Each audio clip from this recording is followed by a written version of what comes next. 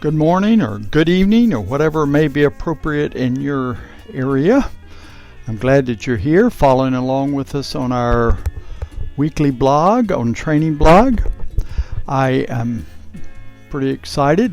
Just this past week, one of my daughters got married and we had the family all together for that, and that was loads of fun. Now I'm back to work, ready to do more training videos.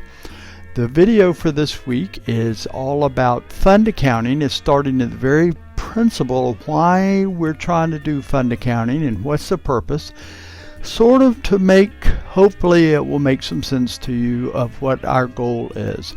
So Sophie's here with me and we are ready to get going, helping you to understand the basic principles of fund accounting while we're doing it.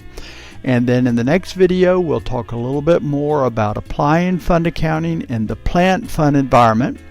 So the first video today is all about fund accounting, why we do fund accounting and what we're trying to accomplish. And then next time it will be on the plant funds. We actually will surprise you to find out that we sort of have two plant funds sort of at work. So you'll see all about that next time.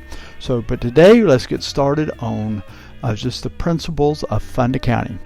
Okay, let's get started talking about fund accounting, and it's a little corny, but we are going to study fund accounting from the perspective of the romance of John and Mary. Once there was a good and honest man named John. He owned a hardware store, creatively named John's Hardware. Once there was a sweet and kind woman named Mary. She owned a flower shop named Mary's Flowers. They met and courted, and finally they were married.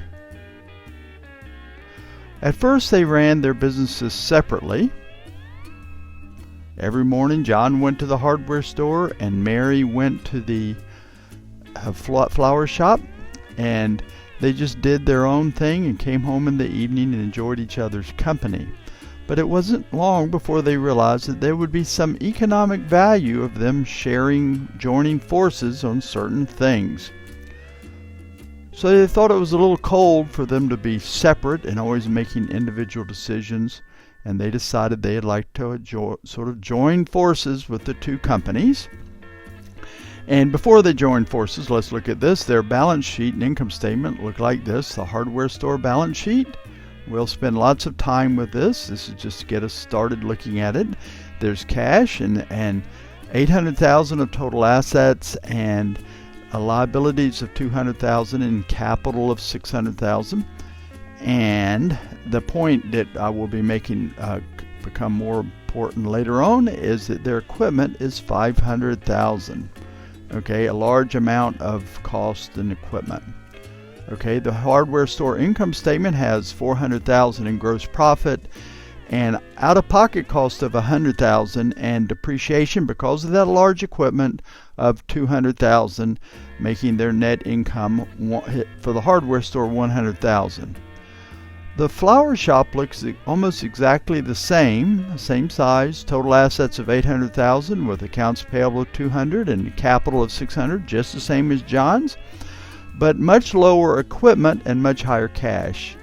Okay, income statement looks the same except for much lower depreciation and much higher out-of-pocket costs, having the same profit, but the components are different as far as depreciation and out-of-pocket costs are concerned. So let's compare the two balance sheets. Okay, they have the same capital, the same liabilities, they have the same total assets, but Mary has much more cash and John has much more equipment. Mary has more cash because she's saving for another flower shop that will cost $700,000. So let's compare the two income statements. They have the same net income and they have the same gross profit, the same sales and cost of goods sold. But Mary has higher out-of-pocket expenses and John has higher depreciation expenses because he has higher fixed assets. So they decide to join forces, and they go to a financial advisor for advice on how to combine their businesses. Okay, there's our first financial advisor. Looks sort of promising, got a tie on and everything. He suggests that they form one business with two departments, the flower shop and the hardware store, and John and Mary would serve as partners in this one business, and they would divide income based on the profit of their departments. So they keep track of the claims of in the partnership account, the individual ownership, and just partnership equity accounts. So the assets are pooled all together, no distinction between the two businesses as far as assets and liabilities concerned. The claims against those assets and liabilities would be reflected in the equity accounts, the partners' share of the business. So they followed his advice, and after 6 months, their income statement looked like this. Okay, same net income, very consistent business over time in between the two halves, and their operating costs the same, and so forth. So Mary and John both made $100,000 in their business, but John had $200,000 in depreciation charges, and Mary had $100,000 in depreciation, but she had much more operating out-of-pocket cost. Okay, and their combined balance sheet looked like this. Okay, where there's the resources up at the top, the assets up at the top, $1,800,000, and liabilities of $400,000, and capital of $1,400,000, and each having $700,000 of capital claims down in the equities in the capital section. Okay, so John sees this $1,100,000 sitting up at the top, and he says, you know, I always wanted to have a fishing tackle, a line of fishing tackle in his store, sort of where the people can buy hardware and fishing tackle. And he sees that cash up there, $1,100,000, and he sees his claims at the bottom of $700,000. His capital account is $700,000, so he says, okay, there's a money up at the top, and I have capital of $700,000, so I am going to buy $500,000 of fishing tackle. So that's what he does. He gets there and buys $500,000 of fishing tackle. Well, if he buys $500,000 of fishing tackle, his inventory will go up. The total inventory will go up to $900,000, and the cash will go down to $600,000. Okay, keeping the total assets the same, and everything else would be the same. So let's look at what that looks like after he bought the fishing tackle. Okay, he has cash of $600,000 and inventory now of $900,000 because of the fishing tackle. Otherwise, everything looks the same. All right. Mary sees the $700,000. She sees the same balance sheet here, and she sees I've got $700,000 of equity, and that's exactly what it's going to cost for me to buy my new flower shop. So she says I'm going to go, and she starts talking to the people about buying her flower shop, and so she's excited about that. And then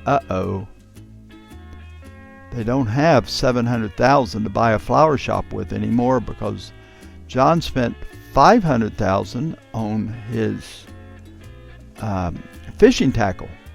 Well, why couldn't John spend $500,000 on his fishing tackle? Because he had $700,000 in equity. Why in capital? Why couldn't he spend $500,000? So both of them feel a little bit cheated. Both of them are strongly, and it's an important part of the story, both of them are very well intentioned. They're trying to do what is right, but they're confused about what amount do they have to spend on their restricted purposes, their restricted goals down here at the bottom. Okay, it's very misleading here. Let's look at the balance sheet before John bought fishing tackle and answer the $1 million question. how much can John spend on fishing tackle without cheating Mary? So before he bought the fishing tackle, it says we have $700,000 in capital down at the bottom, and well, if he can't spend the $700,000 on fishing tackle, how much can he spend without cheating Mary? Now, I don't want the analogy here to nonprofits to be so subtle you're missing it, but we have in a nonprofit organization, we have all these claims against the resources. We have all of these allocated resources up here, and it's very difficult. So it's exactly the same question. Down at the bottom, down in the capital section, we have all of these allocated resources that look like capital accounts. Well, why can't we spend it? How much of it can we spend? And we look up here at the top, and there's no way to know. You see, there's just no way to know. And so the point of fund accounting is going to address that very problem. And so right now, John and Mary are keeping track of their resources just by allocating the capital accounts. Okay, so let's go back to the question. How much can John spend on fishing tackle without cheating Mary? And the answer, before some smart aleck answers it, the answer is that you can't tell. There's no way to look at this financial statement and tell what John can spend. Now, if you're an analytical type and you've been following the story closely, you can calculate it. Okay, when they joined together, he had $100,000 in cash. Okay, and then he had net income of $100,000. John's share of the net income was $100,000. So the first out of the box answer is $200,000. Okay, is that right? Well, actually, it is more than $200,000 because John had $100,000 in net income, but he had a $200,000 depreciation expense. This was an expense that did not use cash. So really, his cash is, we can add back in that expense that did not use cash. Okay. Because that $200,000 expense didn't use cash, John has a remainder of cash that could be spent of $400,000. Okay, don't let it worry your minds too much about why we can add the $200,000 back in. All right, because of depreciation. If you don't follow that, it's not fundamentally important to what we're trying to learn here. But the answer is that he has $400,000 that he could spend without digging in to Mary's money. And so what I'd like for you to do is to remember that $400,000. Can you remember that figure? Well, do you remember it? Let's see. John can spend $400,000. Okay? John can spend $400,000. So remember $400,000. The point is, at this stage of our presentation, is that departmental accounting and the restrictions on equity did not really protect the two partners. Departmental accounting and restrictions on the capital accounts do not really protect the two partners. So our using departmental accounting and function accounting, where we've got allocated functions, do not really protect the interest of the allocated functions. Okay, and so and fund accounting is going to, and so this is sort of showing you why. It is not good enough to enable departmental accounting and allocated functions in the capital section are not good enough to enable good decision making about the two segments.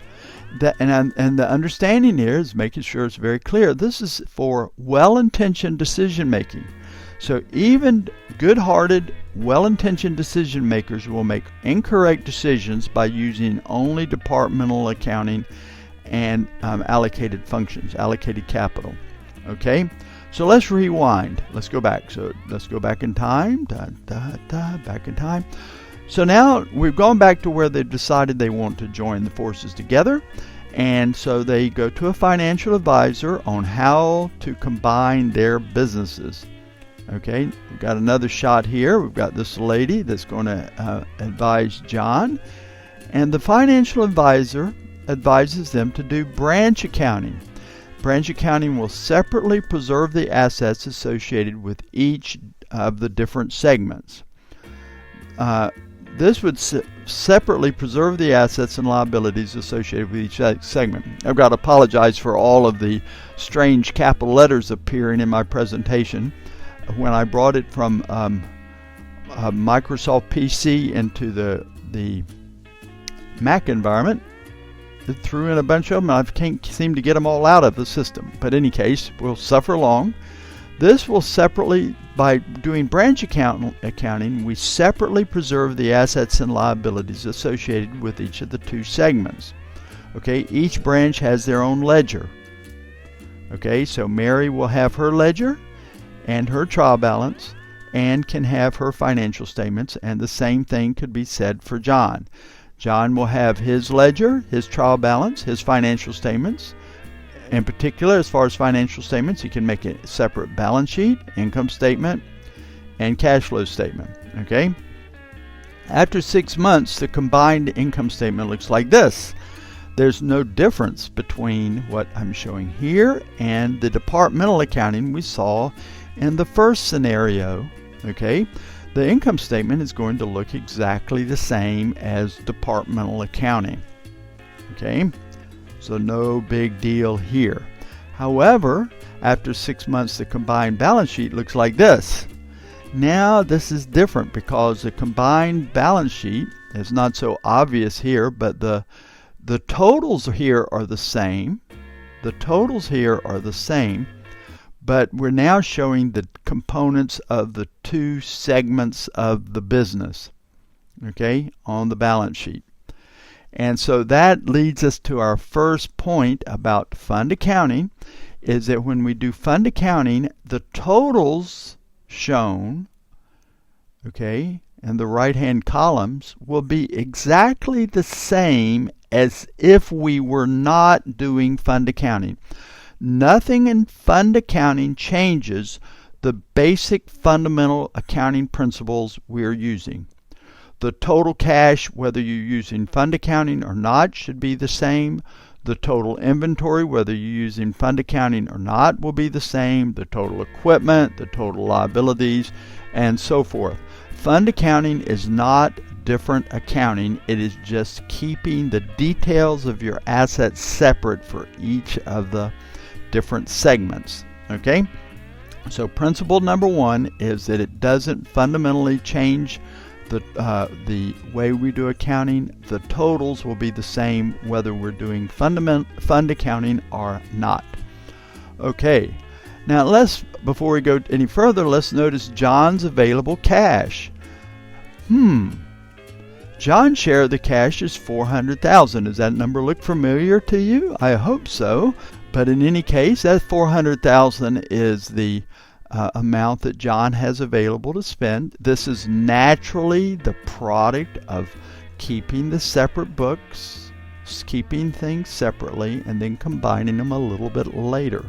Okay, so John has $400,000, so immediately John can look at his capital account and see how much cash is available for him in that capital account.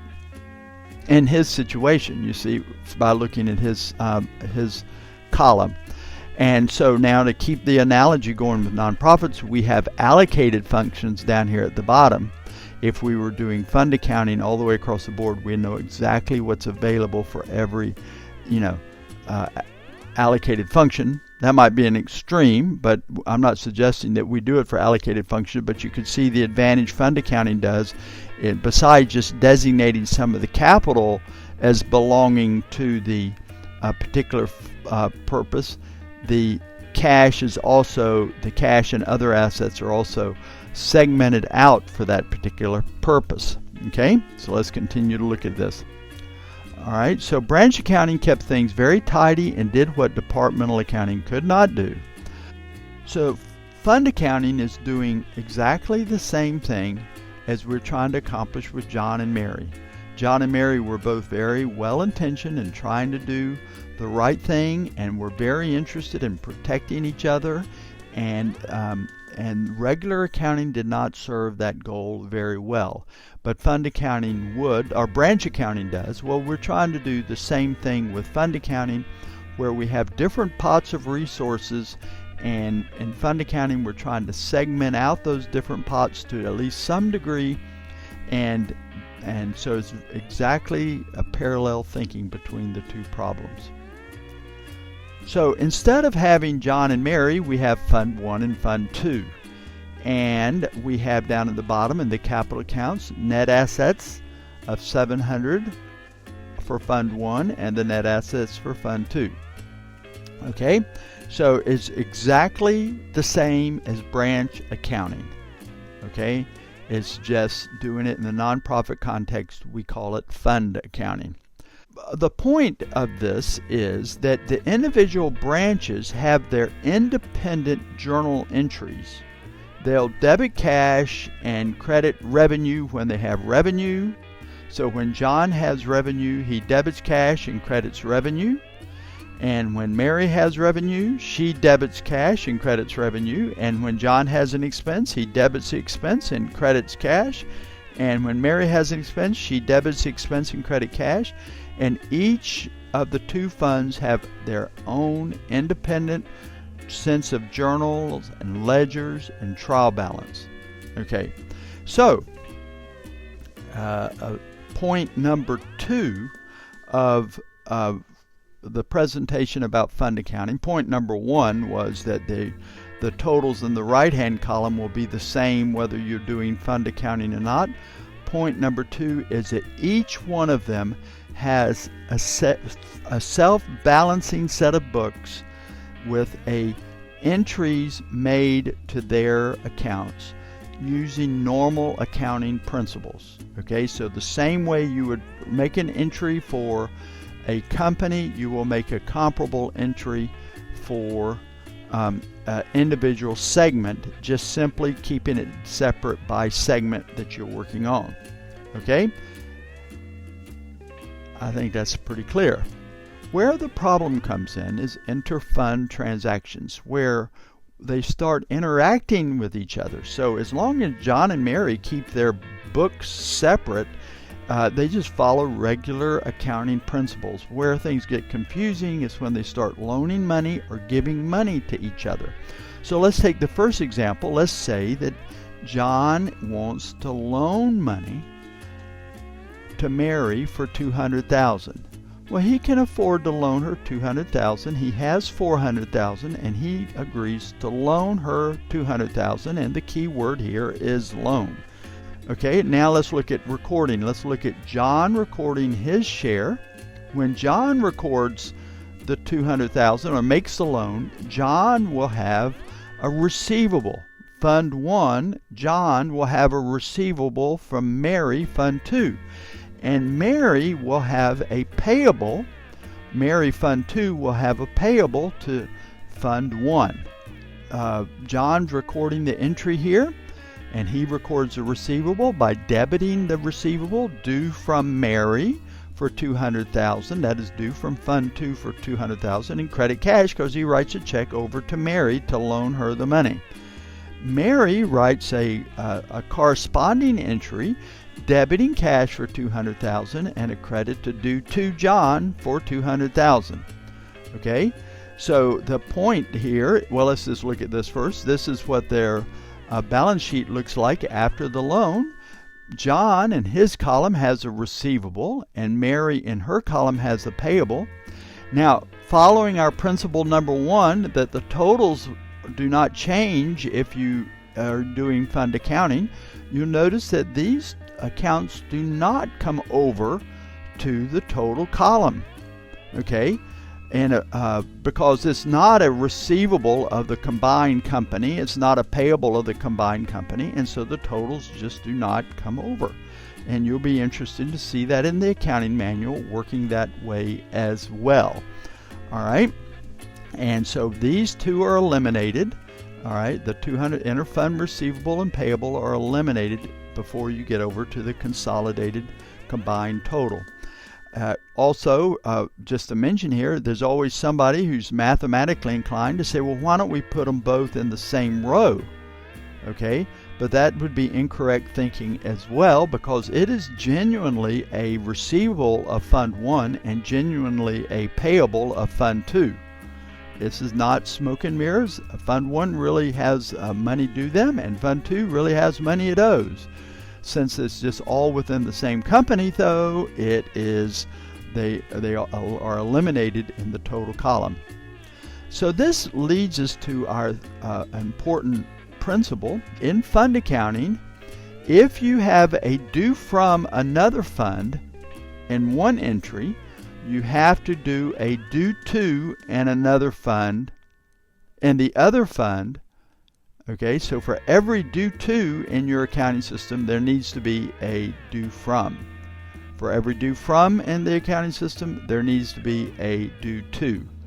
So if you write an entry in Fund 1 that has a due from another fund, you've got to write an entry in another fund recording the due to. The due tos and the due froms always equal each other. So now let's go through the same scenario again, but this time John is giving her the money. She does not have to pay it back. Can John do that? Of course he can. He loves her. And so just like in our nonprofit environment, we can easily take money and give it from one fund to another fund. And that happens quite a bit. And so that's what we're going to show here. Now, so after the gift is done, John has a transfer out, okay, on his income statement. And Mary has a transfer in. Okay, transfer out and a transfer in. These are both on the activity statement, on the income statement, and let's see how that looks. So John records a transfer out to Mary for $200,000 and a credit to cash. Okay, this is a transfer out account is like an expense account if you want to understand it or pigeonhole it in what you already understand about accounting. Think of it as an expense account, and just like an expense account, it reduces capital. Okay, it's an entry that reduces capital. It's connected with a credit to cash as you paying out cash and reducing capital just like an expense account. So if you want to keep your debit and credit sense straight, transfers out are like an expense account. However, they're slightly different, as you will see in a minute. Just very slightly different. Mary will record a transfer in. This transfer in is like a revenue account because it increases capital, okay, connected with a debit to cash and a credit to increasing capital for $200,000, okay, and so here you can see it on the income statement. The difference between why transfer and transfer out are not revenue and expenses is because, well, first off, they're just not revenue and expenses. They're intercompany transactions, and so you wouldn't want to have Mary saying she has more revenue than she really has. And so it's put down in the income statement, it's put down in a separate section, okay, not in the revenue, not in the expenses, but in a third new section. In nonprofit accounting and in fund accounting, we have in nonprofit accounting and in fund accounting, we have a third or sixth type. We have assets, liabilities, capital, revenue, and expense, and transfers as our 6 types of accounts. Okay, by this, now John's equity, his capital account has gone down by $200,000 because he made this transfer, this gift. He's not getting it returned, this expense-like thing, and Mary has $200,000 because she has this revenue type thing increasing their capital. Okay, so that leads us to the 4 rules that we've now covered about fund accounting. Okay, I should cover the 4th one, I guess, here before we go to the summary. And that is, for every transfer in, there's a transfer out. For every transfer out, somewhere else there needs to be a transfer in. Okay, so don't get the idea we'll never record a debit to transfer out and a credit to transfer in, because that breaks our 2nd rule. If we don't, for every entry, it has to be a balanced set of entries within one fund. Okay, but if we make an entry that affects transfers out, then we need to make an entry that makes a transfer in. Or if we make an entry that records a transfer in, we've got to jump to another fund and make a transfer out. And so to recap all of this, let's look at the 4 rules. The first rule is the far right-hand columns are the same whether you're using regular accounting or fund accounting. Nothing about fund accounting changes regular accounting. It is more, but not different. So the rules about debiting and showing cash, showing inventory, showing liabilities are the same in fund accounting as they are in regular accounting. The only difference is that we're keeping things separate by the fund, by the branch. Each fund is self-balancing and can have its own independent set of financial statements, its own trial balance. And so that means, the practical meaning of that is that for every entry you make in a fund, the fund that entry has to balance for that fund. So if you're recording something in Fund 1, it has to have a debit and credit to Fund 1. And if you're recording something in Fund 2, you got to have a debit and credit in Fund 2. You would never have that situation not be balanced. And then for every transfer out, there's a transfer in another fund. And for every due to in one fund, there's a due to in another fund. So if you keep these 4 rules straight, okay, totals are the same. Each fund is self-balancing, write entries that are self-balancing within each fund. Transfer outs have a transfer in. Every transfer out has a transfer in. And due to has a due from. If you keep these things straight, you will live happily ever after in your fund accounting, just like John and Mary. So thank you, and next time we're going to look at fund accounting as we're using it in the Adventist Church to keep track of our plan fund. The church accounting manual calls for at least a plant fund to be used. Oddly enough, our plant fund actually consists of 2 sub-funds. It's not particularly confusing. We can call them sub-funds, but we are in essence having 3 funds within as a minimum within our church accounting, and this next video is going to show you all about how to do that. So thank you for listening to these videos, and stay tuned for the one on plant fund.